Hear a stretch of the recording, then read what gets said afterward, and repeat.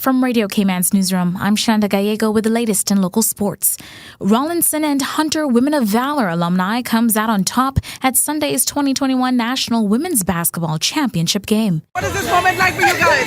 Amazing, of course. Women of Valor won their second championship in SEBA history on Sunday night in front of a packed crowd at the Ark in Camana Bay, including Radio Cayman's own Dion Anglin, as you've just heard, catching up with Kaylin O'Connor. What did you think of the game tonight? The great competition between two teams. Trust me, it was. Victorious, congratulations.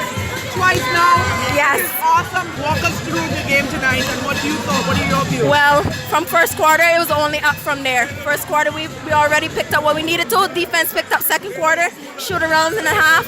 Then third quarter, we came steals, no fouls. We were just up and then we were getting them in foul trouble. And I think that was our main bet, keeping it up. And we did that. Talk to me a little bit about the competition you saw tonight and the fans that was out here supporting. Trust me, I believe that if it wasn't for their enthusiasm, we wouldn't be where we are. We really needed that. I mean, it's Cayman. We use our pots and pans here, you know? Exactly. And I also just think that, you know, it really took a lot of heart.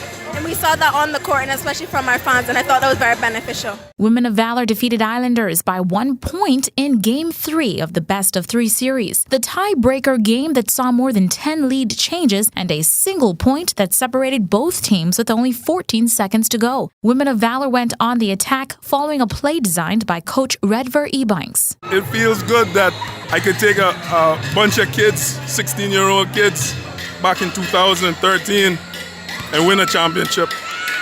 And then take those same kids back almost 10 years later and do it again. So it's a good feeling, and you know, I'm very proud of them.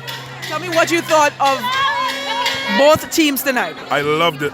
And I'll be totally honest with you, even if we had lost this game today, I would still have been proud of how this women's league ended, with the crowd, all the fans that came out with their pots, their pans, their drums, the maracas, everything to support us and the way that we played these basketball games. It was beautiful.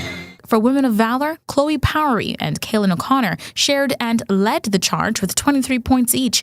Powery grabbed 20 rebounds and 3 steals. Geisha Smith grabbed 10 rebounds and added 7 points to the board. For Islanders, Vicky Gray topped scored with 18 points, 9 rebounds, 4 assists, and 3 steals. Genevieve Magnan and Charlene Seymour both followed with 15 points each. Magnan grabbed 12 rebounds and 4 blocks. Seymour grabbed 7 rebounds. Here's Radio Cayman's Dion Anglin again, who caught up with Magnan and Gray on the court. Game in general, both teams hustled. I think that's the most important part. I think there were dips on both sides in energy, so it made for a really exciting game, as well as the drums. The fans brought some drums out. I love that. That got the energy and like sound level all the way up, and it was just nice to see everyone working hard. Yeah. The difference between this game and the last game is that we actually started playing in the first compared to the third and fourth, so we were in it throughout. It was really good to see everyone contribute today. Last time there was a lot of nerves. This time it didn't show at all. It's quite a young team, so to have the composure to still be 1 point down with 10 seconds left is a real credit to Coach Corey and how much work he's put in with us today.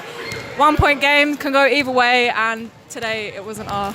The final score, Rawlinson and Hunter Women of Valor alumni 65, Islanders 64.